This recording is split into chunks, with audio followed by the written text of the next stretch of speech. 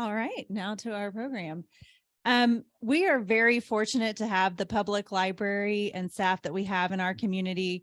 They offer a robust array of programs and resources to our community and county. And joining us today to share more about those programs and resources and services is Emily States. For more than 10 years, Emily States has been with the Adult Services Department at the Stillwater Public Library, working extensively on designing needed programs and services, marketing outreach and efforts, administrating grants, and building relationships with local organizations. In 2020, she became the department supervisor and began overseeing all library publicity. She received a dual BA in Art History and Environmental Studies from Seattle University in 2006, and then she completed a master's degree in library science from the University of North Texas in May of 2022. So please join me in welcoming Emily.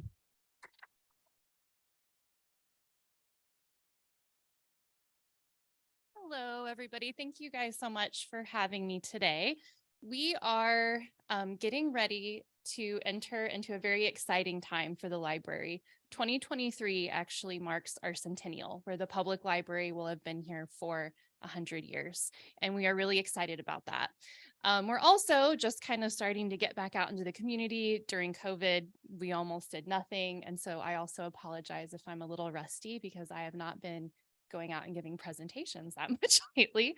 And also if I start to go over time or talk too much, because I can get, one of the things you will find librarians are very passionate about, especially our own little pet projects. So we can start going on a tangent sometimes, and I am guilty of that as well. So I kind of want to just give an overview to talk about sort of the difference between the library 100 years ago and now, what we're offering, and to kind of kick off this whole year really where we're going to be doing celebrating and fundraising for the library. And I actually have a video to show you that'll help encapsulate some of it, which will make it so maybe you don't have to listen to me talk quite as much. I will say it is a little, the sound isn't amazing, but there are captions. But we all, it was made by librarians without a lot of special technology. So we did it all ourselves, and all of the people aren't actors. They're actually our patrons in the library who were in the video for us. So I'm going to start out by playing the video, and then I'll talk a little bit more in detail about some of the things we talk about in it.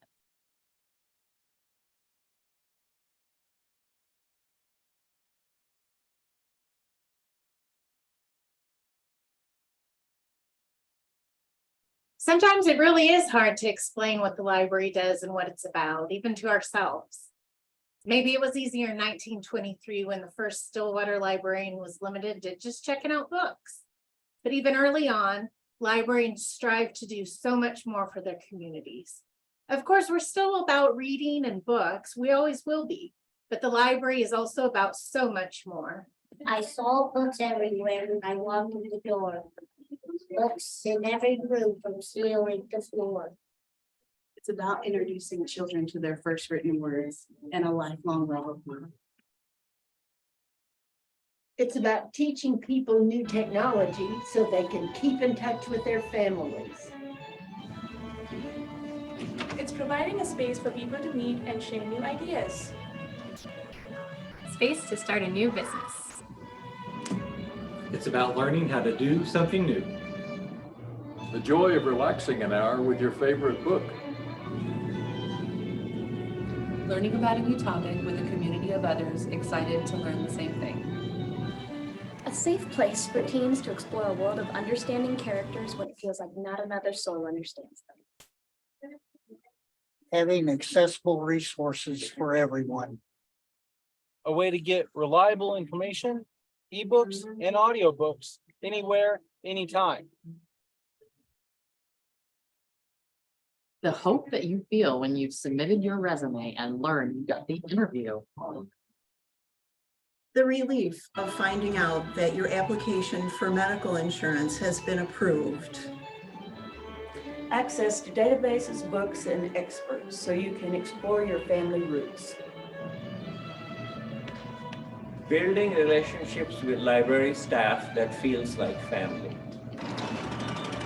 And at the end of the day, It's about that child coming back 30 years later, knowing that they will get kind and welcoming help.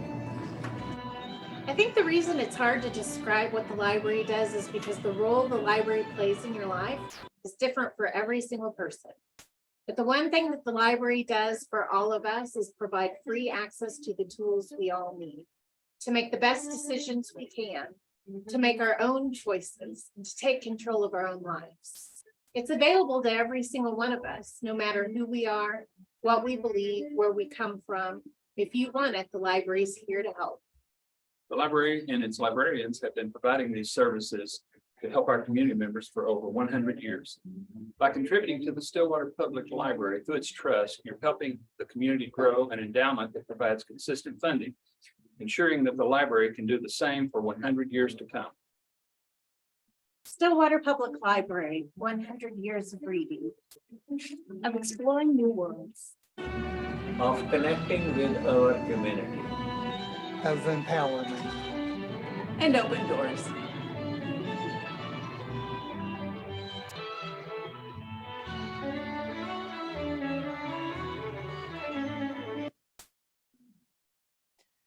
All right, let me just get back.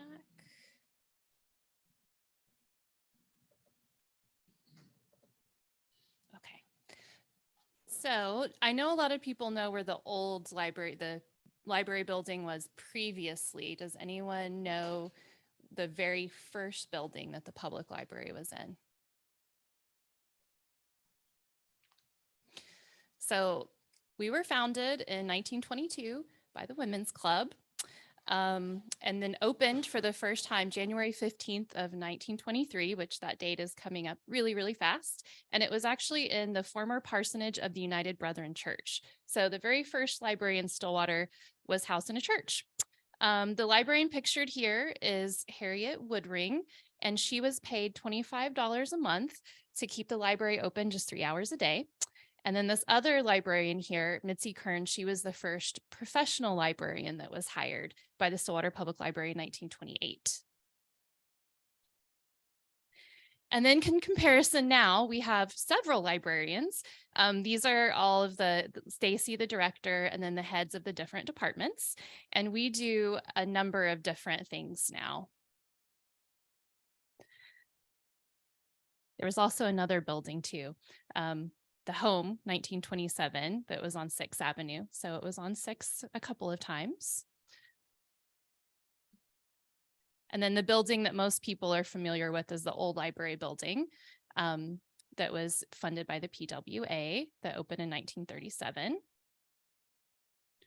And then our library now that was opened in 1994. So today, our mission isn't so different than what it was when they opened, although initially with just 3 hours a day, it was really just getting books into the hands of people. Today, our mission is still to do that, but it's also to empower the citizens of our town through information, learning, and technology. So how many people here have library cards? Yay! Oh my gosh, that makes me so happy. That's a great number. If anyone doesn't have one, I always, when I come to things, I have applications with me. I can't get you the card, but I can get you the application today. So if you want to get a card, come and see me and I will give you one. But anyone who lives, works, or goes to school in the county or owns property can get a free library card. And you get a lot of different things with it. It's not just checking out books, you get access to databases and other resources as well. And I'm going to tell you about some of those newer ones because sometimes people don't always know what we have.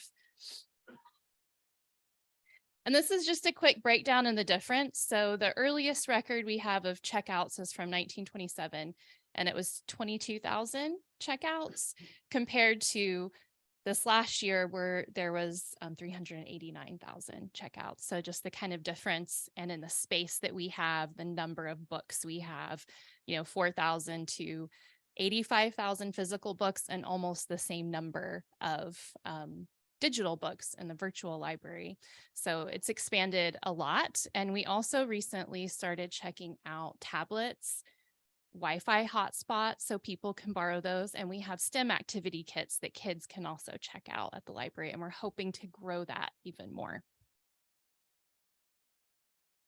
We also started doing curbside pickup. So if you're busy, you've got kids with you, you're in a hurry, you can call us in advance and we'll run your books out to you. That was a COVID carryover that has been very popular, so it's staying. The virtual library.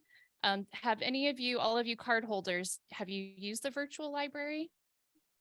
It's awesome, right? I mean, I will never not want to hold a book in my hand, but there's so much out there. Sometimes it's available that way and not in the physical book in our library.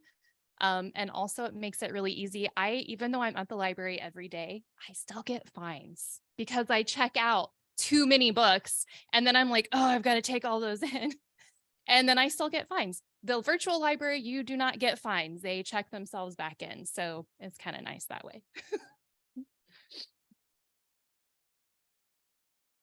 Okay. These are just so there used to be, periodicals. We still have some physical magazines in the library we do, but that continues to shrink. What we have instead is we have EBSCOhost, which is a database that gives you access to a lot of different publications. So Consumer Reports, which is really awesome. We help people find those all the time. And the nice thing about the database, as opposed to even looking through the guides, which we do still actually get those in print form too, you can search for the exact thing you're looking for. Washing machines, shopping guide for 2022, and you can actually just pull up the exact thing you want. So that's nice. Sports Illustrated, Good Housekeeping, a bunch of different magazines. And then they have reference centers for legal information, health, small businesses, and things like that. So it's a really excellent database that not everyone is aware that we have. Come see us at the help desk. We are happy to show you how to do it, help you look up something in it. Another database we have that not a lot of people are aware of is Pronunciator. It is a free language learning application. It also has ESL options. There's over 164 languages. Sign up with your library card, and it helps you learn a new language, all free, the library. We also have an excellent partnership with the Payne County Genealogical Society. They partner with us to maintain a whole genealogy room of resources. And we also have databases. Ancestry you can use in the library. We have library family search, and we also have volunteers from the Payne County Genealogical Society that come for free every Tuesday from 9:30 to 11:30 and by appointment, because Peggy is awesome. And they will help you get started. So any of the librarians, we're happy to show you the database if you walk in, but if you want someone to kind of sit down with you and help give you really expert advice about how to look up your family from a specific country, they know what records exist. They've been doing it for years. It is an awesome resource. And then we have Heritage Quest, which you can actually use at home with your library card. Another resource that we just got this year through the Oklahoma Department of Libraries that is an amazing resource is called BrainFuse. It offers Job Now, which provides, there's resume templates, and they have job coaches that will meet with you live virtually and help you go over interview questions. They'll review your resume and give you feedback. There's tons of links and other resources to help you. It's awesome, really. Help Now is similar, but more of a K through college tutoring. And they also have live tutors that will meet with you virtually, no cost, help you with your homework, do little mini tutoring sessions that, the kids can record, lots of practice apps and different things like that. And then Vet Now, which is similar to Job Now, but it's geared towards veterans. So they can help them with resources, reaching out to people, and all of them include a live component so they can actually work with a person. So we also have lifelong learning programs for adults. These are some examples of some very early ads from the news press from 1940 and the 1920s for art shows and book review talks. And now we do a ton of different programs. We do one-on-one technology tutoring. So people can make an appointment at the help desk with a reference librarian, and we will work with you for free on basically any topic you need help with that we're qualified to assist with, which are most things. You need help getting started using your tablet or e-reader. You can't figure out how to use your smartphone. I do find, like, for us, it's a lot easier to help strangers than it is like to help your own parents or something. So it is nice having a stranger. We have a lot more patience for people we don't know, it seems. So if you have trouble with anything like that, you know, people that are like, oh, I need some help with Excel. I need help with my resume. I don't know how to lay it out. You can make an appointment with us. There's no limit to the number of appointments as long as we have staff available. And then we have recurring programs that we do basically like quarterly almost, starting a business. We do free classes on financial literacy, computer and job help. We do a Meet Your Legislators. That's actually coming up in January. It's the second Thursday in January with the League of Women Voters. And we're really excited because this year we get to have it in person. And I think Trish over the, she usually comes. Yep. Yep. Yep, it's coming up. So we're really excited about that. We partner, like MLK Day is coming up, and we work with Stillwater Community United and the city of Stillwater to make that happen. There's going to be a march. And then this year they're bringing back having a program again with speakers. We do Bookworms, which is a monthly program for adults with developmental disabilities and memory issues. We do book and movie clubs, and then we do our community-wide reading events and stuff. Like the last one we did was for Station 11. And then kids in the library, we have a bunch of different services for kids. This is some fun old pictures from the building that's on 6th Street. It really was a really cool building. I wish I could have seen inside of it before it got like converted into offices. It's really cool.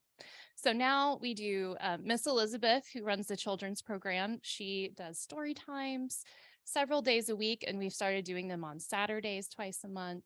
We do summer and winter reading programs for all ages. Right now we're doing a bingo where there's like a card of activities. Some are just reading. Some of the spots are for doing other activities or getting involved in the library. And we also have like a little mascot that the kids hide in the library, and they get prizes, and they love that. They do writing classes, they do different STEM programs, there's all sorts of things. Story walks. The story walks, have you guys been to any of the story walks? They're pretty cool. And actually, I think SMAC raised funds for the one at Couch Park with the, so I know that was,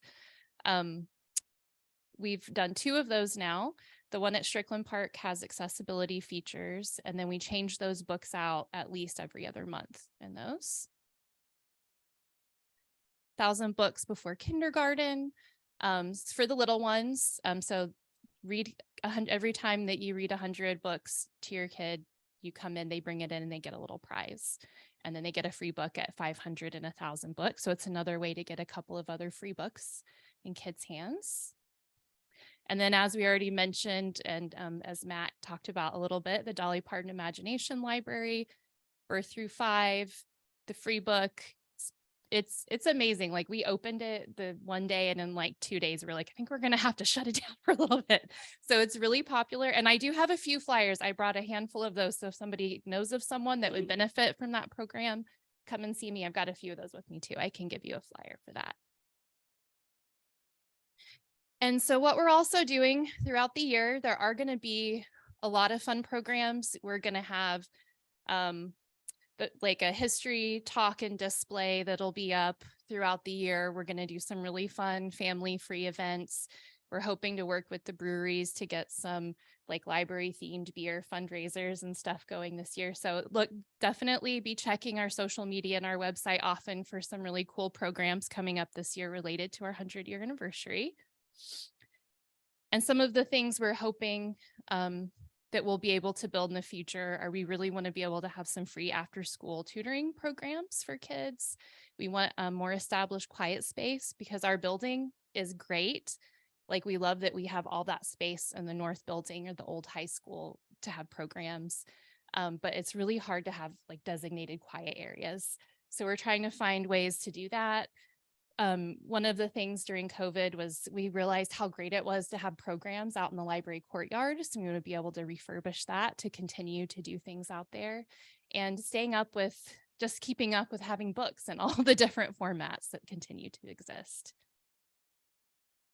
So we really want to encourage everyone to take part in our centennial events, to let your decision makers know how important the library is to you, to consider making a donation to the library trust, using the library, encouraging other people to use the library, to help know what we have available and to share that with people who might need the resources, and to help us build a new generation of readers here in Stillwater.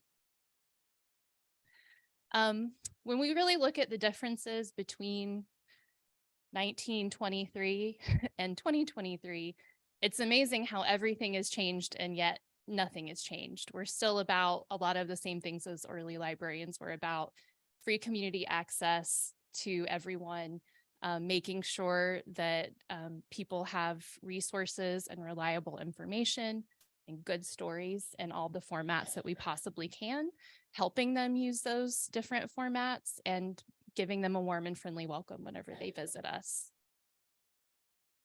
All right, does anybody have questions? Yes. Your annual operating budget and number of paid staff? I'm sorry? What is your annual operating budget, number of paid staff, and also sources of revenue? So 3 parts to the Okay. question. We have about 30 people on staff. I honestly could not give you off the top of my head the operating budget. I'm involved about this much with that. But I can give you my card, and if you email me, I can definitely give you that. As far as where we get our sources of revenue, it is mostly through, so we do get a certain amount from the city of Stillwater. They pay for like staffing and a lot of the building costs. And then really, and that's also what pays for most of our books. So the city of Stillwater gives us money to do those certain amounts of things. It's a pretty set amount. And I know that we've had to deal with several budget crunches in the last decade or so at many different times. The other sources, we do try to get grants. We are very active in seeking out grants. We've gotten a lot of grants, including like a really big, like $30,000 one this year to upgrade to RFID, to do a number of different programming. But the thing is the difficulty with grants is it's based on what different entities want to provide. And so I think really during COVID has been the first time where there was the opportunity to get something like, I think it was through ARPA funds that we were able to get RFID, but there's not a lot of things for stuff like building upgrades, like fixing your sprinkler system, upgrading all of the technology and stuff in the library, which is really expensive as there tends to be so many more different things that exist. So and then we do get a certain chunk of money. It's not guaranteed, but we do get a certain amount of state aid as well that we get. Yeah.